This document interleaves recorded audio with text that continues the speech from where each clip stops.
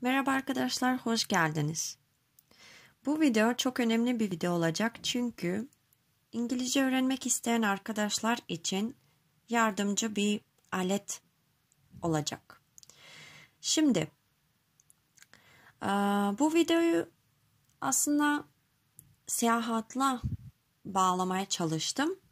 Aslında bu kalıpları öğreneceğimiz cümleler, kelimeler, fiiller herhangi durumlarda kullanabileceğiniz kelimelerdir. Okey. Hemen başlıyoruz. İstiyorum İngilizce'de I want demek. I want. I want. İstiyorum. I want. Şimdi o da İngilizce'de room. Room. R ile yazılıyor. Fakat İngilizce'deki R biliyorsunuz çok yumuşaktır. Ve ona room diyoruz. Room değil, room. Peki, genelde isimlerin başında A ya da an gelir. Ki onları A veya an olarak okuyoruz. Şimdi room kelimesinin başına sizce A mı an mı gelir? A room ya da an room mu olur? A room olur. Çünkü an sadece baş harfi ünlü olan kelimelere gelir. Yani baş harfi ünlü olan. Baş harfi ünlü olan derken belki yazılışta ünlüyle başlamıyor ama telaffuzu ünlüyledir. Tamam, şimdi bizim kelimemiz oda, İngilizcesi room. A room dediğimiz zaman bir oda anlamına gelir. Bir oda. A room. Tamam. İstiyorum ne demekti? I want. I want. Bir oda istiyorum demek istersek İngilizce'de istiyorum bir oda sırasıyla gider cümlemiz. Demek ki istiyorum I want bir oda a room. I want a room. I want a room. I want a room. Güzel. Dondurma İngilizce'de ice cream. Ice cream. Ice cream. Şimdi bir dondurma desek burada kelimemizin baş harfi ünlü olduğu için an gelir. An ice cream. An ice cream. Bir dondurma istiyorum dediğimiz zaman istiyorum bir dondurma dememiz gerekiyor. İstiyorum I want bir dondurma an ice cream. I want an ice cream. I want an ice cream. I want an ice cream. Okay. Güzel. Devam ediyoruz. Kahve İngilizcesi coffee. Coffee. Coffee. Bir kahve istiyorum dediğimiz zaman nasıl olacak? İstiyorum başa geliyor. Bir kahve. Yani I want a coffee. I want a coffee. Bazen A yerinde some duyabilirsiniz. Some coffee. I want some coffee. Ki anlamı biraz kahve istiyorum oluyor. Yani istiyorum biraz kahve. Okay. Suyla aynı şekilde cümleyi kurabiliriz. Su İngilizce'de water. Water. W başta var. Water. W'yu U gibi okuyoruz. O V değil. W zaten diyor. U demek. W iki tane U yan yana. Yani U. Water. Water. Su istiyorum dediğimiz zaman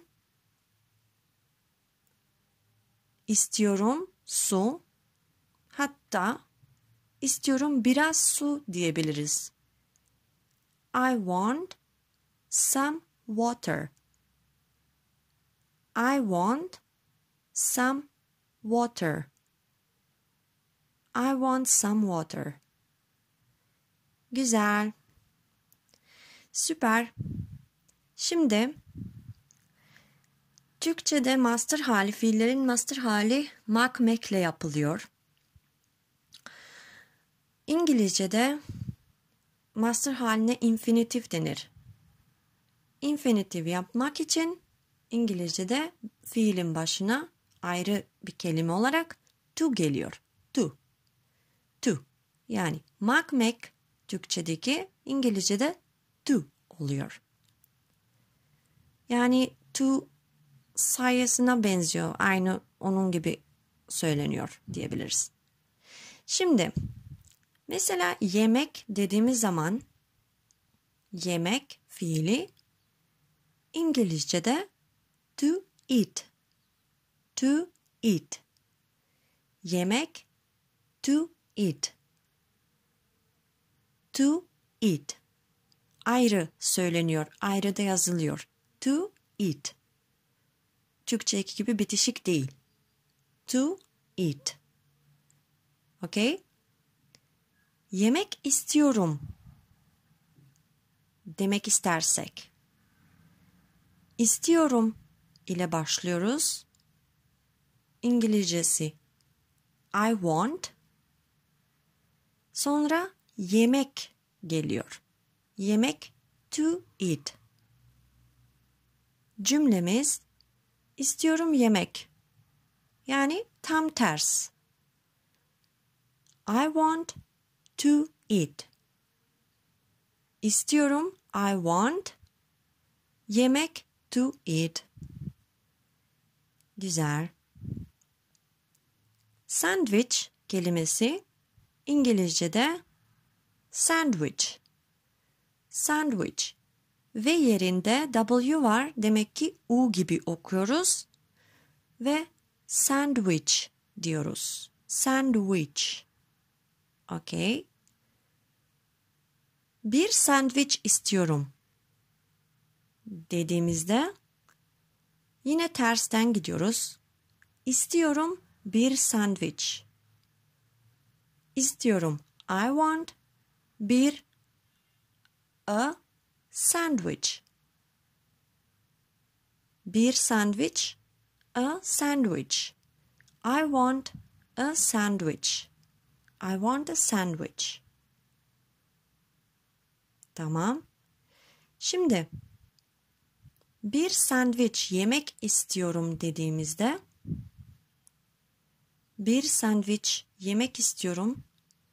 İstiyorum yemek bir sandviç dememiz gerekiyor.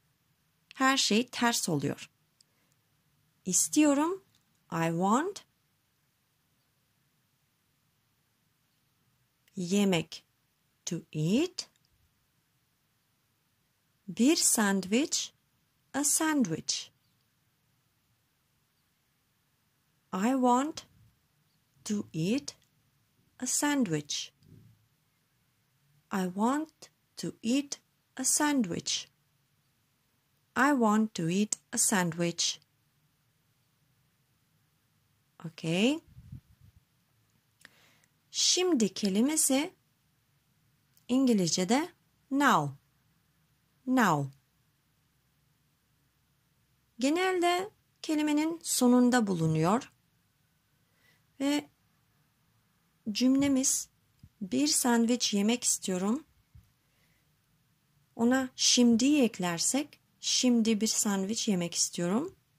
İngilizce'de I want to eat a sandwich now I want to eat a sandwich now. Okay.